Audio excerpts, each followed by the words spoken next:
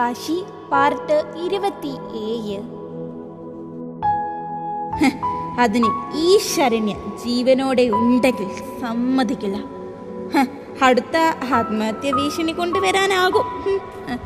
ഇനിയും അത് ശ്രമിക്കുവാണെങ്കിൽ ഒന്ന് പറയണം. വരാൻ വൈകിയാൽ എല്ലാം പെട്ടെന്ന് തീരില്ലേ? ഇതങ്ങനെയൊന്നും തീരുമെന്ന് തോന്നുന്നില്ല. ഓഹോ, 3 പേരും എന്റെ നേരെ ഒറ്റക്കെട്ടായി നിൽക്കാനാണോ പ്ലാൻ? എങ്കിൽ നിങ്ങളുടെ പ്ലാൻ ഞാനിവിടെ എല്ലാവരെയും അറിയിക്കും. എനിക്കൊന്ന് കാണണം നീയൊക്കെ എന്ത് ചെയ്യുമെന്ന്. ശരണ്യ അവൾ അതും പറഞ്ഞ് ദേഷ്യത്തിൽ ഇറങ്ങി പോകാൻ നിന്നതും ഗൗരി അവളെ തടഞ്ഞു. അങ്ങനെ അങ്ങ് പോയാലോ? നീ ഇങ്ങനെ ഓരോന്ന് അവിടെ പോയി പറഞ്ഞാൽ ആര് വിശ്വസിക്കും? ഈ കല്യാണം മുടക്കാൻ നീ കൊണ്ടുവന്ന അടുത്ത നാടകം അത്രേ കാണും. പാവം, നീ ഇനിയും വെറുതെ വെള്ളം കുടിക്കാൻ നിൽക്കേണ്ട മോളെ. നിനക്ക് പറ്റുന്ന പണിക്കിറങ്ങ്. അവരുടെ മുഖത്തുള്ള ആ കളിയാക്കി ചിരി നോക്കിക്കൊണ്ട് അവൾ ദേഷ്യത്തിൽ അവിടെ നിന്നും ഇറങ്ങിപ്പോയി. ഇല്ലെങ്കിൽ തന്നെ എന്താ ചെയ്യുക എന്നറിയാതെ നിൽക്കുമ്പോയാ അവളുടെ ഒരു സിനിമ ഡയലോഗ്. അവൾ കണ്ട സിനിമയിലെ ഹീറോയിനാണ് ഞാൻ. ഇങ്ങനെ വിട്ടാൽ ശരിയാവില്ല. കുറേ ആയി ക്ഷമിക്കുന്നു. ശരിക്കുമുള്ള ഗൗരിയെ അവൾക്കറിയില്ല. അവൾക്ക് സംഭവം അങ്ങോട്ട് മനസ്സിലായിട്ടില്ല. അത് നമ്മുടെ ഭാഗ്യം. ആ കാശീഷിനെ കണ്ടിട്ടേ ഒരു കാര്യമുള്ളൂ ഇനി. ഗൗരി, നീ ഇത് ചോദിക്കാനാ പോകുന്നേ? ധൃതി കാണിക്കാതെ. അതെ, കാശീഷൻ നല്ല ദേഷ്യക്കാരനാണ്. എന്താ സംഭവിക്കുക എന്ന് പറയാൻ പറ്റില്ല. നീ ഒന്ന് അടങ്ങ്. ആരും ഒന്നും പറയണ്ട. അവനെ കണ്ടിട്ടേ ഞാൻ വരൂ. അവൾ അതും പറഞ്ഞ് അവിടെ നിന്നും ഇറങ്ങിപ്പോയതും ശ്രീയും ആരവും പരസ്പരം എന്ത് ചെയ്യുമെന്ന രീതിയിൽ നോക്കി. ഗൗരി ചാടിത്തുള്ളി പോകുന്നതിന്റെ ഇടയിൽ എതിരെ വന്ന കാശിയേശനെ തട്ടി അവൾ പുറകിലേക്ക് വീയാൻ പോയതും കാശി അവളെ താങ്ങി പിടിച്ചിരുന്നു. ഒരു നിമിഷം അവർ തമ്മിലൊന്ന് നോക്കി. അവളുടെ പുറകെ വന്ന ശ്രീയും ആരവും വരുമ്പോൾ കാണുന്നത് കാശിയുടെ കയ്യിൽ കിടന്ന് അവളുടെ കണ്ണിലേക്ക് തന്നെ നോക്കി നിൽക്കുന്ന ഗൗരിയെയാണ്. അത് കണ്ടതും 2 പേരും വായും തുറന്ന് പരസ്പരം നോക്കി. അവർ 2 പേരും പെട്ടെന്ന് അവിടെ ഒരു വാതിലിന്റെ പുറകിൽ ഒളിച്ചു നിന്നുകൊണ്ട് പാളി നോക്കി. വലിയ ഡയലോഗൊക്കെ അടിച്ചു വന്ന ഗൗരി ഇപ്പോ അന്തം വിട്ട് നിൽക്കുവാണല്ലോ. പതിയെ ശരണ്യ വരുന്നുണ്ട്.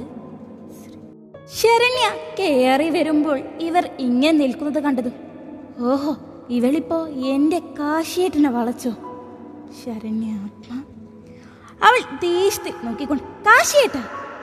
അവൾ ദേഷ്യത്തിൽ വിളിച്ചതും ആ വിളി കേട്ട് ഞെട്ടിക്കൊണ്ട് കൈ വിട്ടുകൊണ്ട് കാശി തിരിഞ്ഞു നോക്കിയതും ഗൗരി ചന്തിയും കുത്തി നിലത്തേക്ക് വീണിരുന്നു. അത് കണ്ട് ആരവും ശ്രീയും വാപ്പൊത്തിക്കൊണ്ട് പരസ്പരം നോക്കി. കാശി അപ്പോഴാണ് ഗൗരിയെ ശ്രദ്ധിച്ച്. അവൻ പെട്ടെന്ന് മുഖത്ത് നല്ല ഗൗരവം വെച്ച് അവളെ നോക്കി. ഓഹോ, എന്നെ തലയിട്ട് എവിടെ നോക്കിയാടാ നീ നടക്കുന്നേ? ഗൗരി ഡി എടാ പോടാ എന്ന് വിളിക്കാൻ നിന്റെ മടിയിലിട്ടാണോ എനിക്ക് പേരിട്ടത്? അത് കേട്ടതും ഗൗരി ചാടി എണീറ്റു. എന്റെ മടിയിൽ കിടന്നാണ് പേരിട്ടതെങ്കിൽ ഇങ്ങനെ കൂതറ പേരൊന്നും ഇടില്ലായിരുന്നു. അവളും ഗൗരവത്തിൽ കയ്യൊക്കെ കെട്ടിക്കൊണ്ട് പറഞ്ഞു. എന്റെ കാശേട്ടിന്റെ പേരിന് എന്തടി ഇത്ര പ്രശ്നം? നിന്റെ പോലെ കൂതറ സംസാരം ഇനി സംസാരിക്കുന്നില്ല ഞാൻ. ശരണ്യ ഓഹോ, മോളിവിടെ ഉണ്ടായിരുന്നോ? എന്ത്, നീ കൂതറ സംസാരം സംസാരിക്കില്ല എന്നോ? ശ്രീയുടെ കാശേട്ടനെ ഒലിപ്പിച്ച് നടക്കാം. കൂതറ സംസാരവുമില്ല, കൂതറ പ്രവൃത്തിയുമില്ല. ഇല്ലെന്നെ. ആരിവിടെ ഇതൊന്ന് പറഞ്ഞ് ചിരിക്കാൻ ആരുമില്ലേ? ഗൗരി, ഓവർ ആക്ടിംഗ് ഒന്നും ഇവിടെ വേണ്ട. അവൻ ഗൗരവത്തിൽ പറഞ്ഞു പോകുന്നതും എന്ത് ഓവർ ആക്ടിങ് അല്ലേ? ഇവിടെ ആക്ടിങ് ചെയ്ത് ആൾമാറാട്ടം നടത്തുന്നത് എല്ലാം ആരാണെന്ന് എനിക്കറിയാം. അവന്റെ മുഖത്തേക്ക് നോക്കിക്കൊണ്ട് അവൾ പറഞ്ഞതും ഒരു പതർച്ച അവന്റെ മുഖത്ത് വന്നത് അവൾ നന്നായി ശ്രദ്ധിച്ചു. എന്താടി ഇനി നിന്റെ പ്രശ്നം? ഇവിടെ ആളുമാറി കളിക്കാൻ നിൽക്കുന്നത് ഇവരാണ്. ഇവരുടെ പ്ലാൻ എന്താ അറിയോ കാശിയേട്ടന്? ശരണ്യ അതും പറഞ്ഞുകൊണ്ട് ശരണ്യ കാശിയുടെ കയ്യിലേക്ക് പിടിക്കാൻ വന്നതും നിർത്ത്. കൈയുയർത്തി അവളെ തടഞ്ഞു. എന്നിട്ട് ഗൗരിയുടെ അടുത്തേക്ക് പോയി അവളുടെ ചെവിയോരം കാത്തിരുന്നു. അതും പറഞ്ഞ് ഒരു ചിരിയും അവൾക്ക് നൽകിക്കൊണ്ട് കാശി അവിടെ നിന്നും കടന്നുപോയതും ആ വാക്ക് കേട്ട് ഗൗരി നെറ്റി ചുളിച്ചു നിന്നു. എന്താടി കാശിയേട്ടൻ പറഞ്ഞേ? അത് നിന്നോട് പറയേണ്ട ആവശ്യം എനിക്കില്ല. അതും പറഞ്ഞ് പുച്ഛിച്ചുകൊണ്ട് ഗൗരി അവിടെ നിന്നും പോയതും ഹോഹോ, ഇവരെ ഇങ്ങനെ വിട്ടാൽ പറ്റില്ല. ശരി, അയ്യടാ ഞങ്ങൾ പേടിച്ചു, ഇപ്പൊ മൂത്രമയക്കും. പുറകിൽ നിന്നും ശ്രീയുടെ ഡയലോഗ് കേട്ടതും ശരണ്യ ദേഷ്യത്തോടെ തിരിഞ്ഞു നോക്കി. വെറുതെ വയക്കിന് നടക്കാതെ നന്നാക്കാൻ നോക്ക്. നാളെ മുതൽ ഇവിടെ ആരാ വെള്ളം കുടിക്കുക എന്ന് മോൾ നോക്കിക്കോ.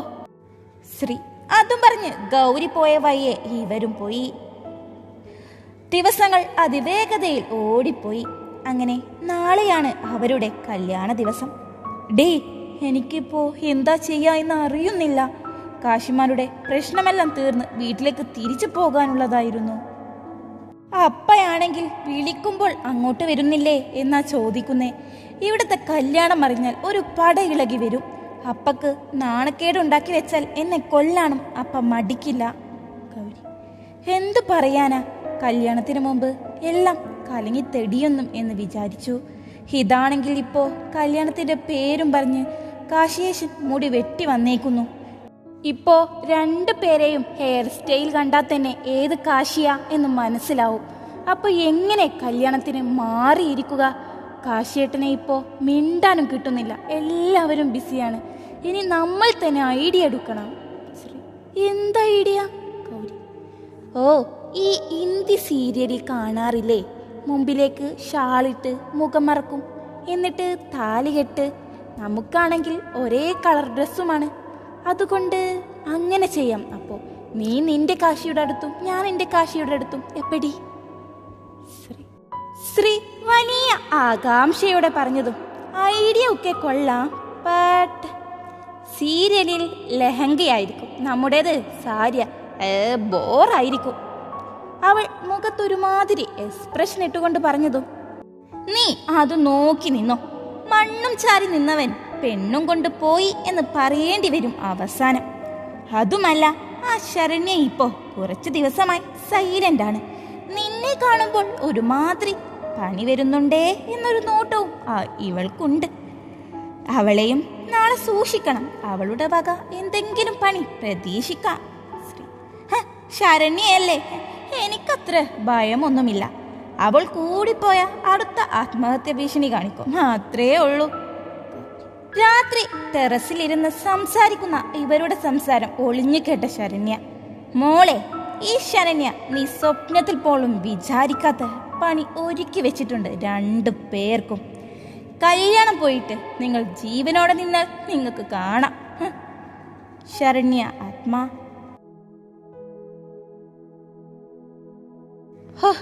എന്റെ പൊന്ന് ഗൗരി, നീ ഒന്ന് നിർത്തുമോ? ഞാനിവിടെ ഇനി എന്ത് സംഭവിക്കുമെന്ന് അറിയാതെ നിൽക്കുമ്പോയാ. നിനക്ക് മേക്കപ്പ് ഇട്ടിട്ടും മതിയായില്ലേ? മണവാട്ടിയായി ഒരുങ്ങി നിൽക്കുന്ന ശ്രീ പേടിയോടെ കൈയൊക്കെ തിരുമ്മി അങ്ങോട്ടും ഇങ്ങോട്ടും നടന്നു. ഗൗരിയാണെങ്കിൽ കണ്ണാടിയിൽ നോക്കി മേക്കപ്പ് ഇടുന്നു. എനിക്കാണെങ്കിലോ ഈ സാരിയും വേഷവും എല്ലാം കൂടെ കണ്ടിട്ട് എനിക്ക് അന്ന് എൻ്റെ കല്യാണത്തിന് വേണ്ടി ഒരുങ്ങിയത് ആലോചിക്കുക. അതേ സാരിയും ആഭരണങ്ങളും എല്ലാം ഇവിടെയുണ്ട്. അത് എന്നെ കൊണ്ട് ഇടാൻ സാധിക്കില്ല, അത്രയും വേദന നൽകിയ ആ ദിവസം. അതുകൊണ്ട് തന്നെ അത് വേണ്ടെന്ന് വെച്ചത്. അങ്ങനെ ഓരോന്ന് പിറുപിറുത്തുകൊണ്ട് ശ്രീ അങ്ങോട്ടും ഇങ്ങോട്ടുമായി നടന്നു.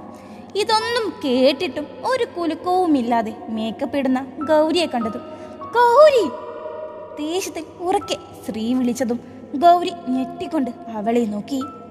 എന്താടി, പതിയെ വിളിക്ക്, ഞാൻ പേടിച്ചു പോയി. ഗൗരി അവൾ നെഞ്ചിൽ കൈ വെച്ചുകൊണ്ട് പറഞ്ഞതും അമ്മക്കിവിടെ പ്രാണവേദന, മകൾക്കിവിടെ വീണവായന.